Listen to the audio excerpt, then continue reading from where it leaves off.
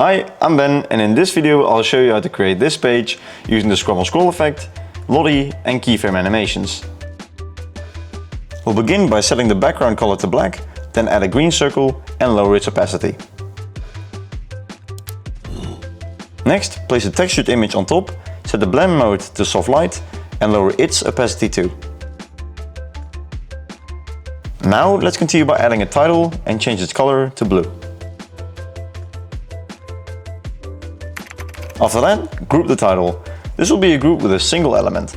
Now select the group and apply the blend mode Lighten. Duplicate the text, position it close to the original text and change its color to green.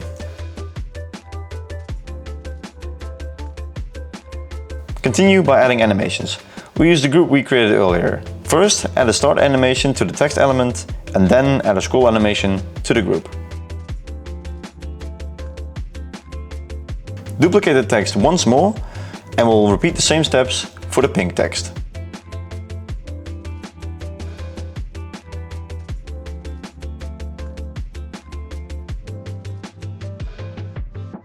Following that, select the three title groups and combine them into one single group. Once grouped, we'll apply sticky positioning.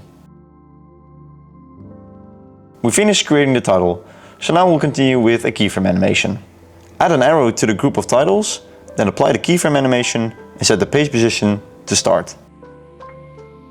Position frame 1 slightly below point C and lower the opacity of frame 1 to 0. Once we've completed the keyframe animation, add some text underneath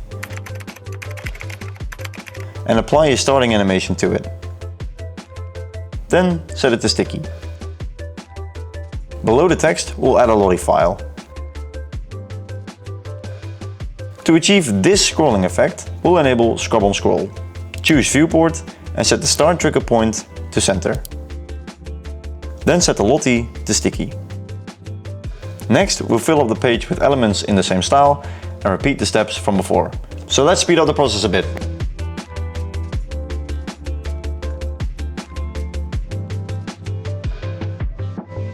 As the final step, we'll add a button with an on-click effect that takes the viewer right back to the top of the page.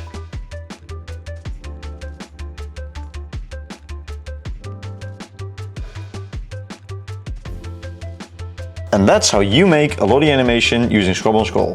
Thanks for watching, I'll see you in the next one and goodbye.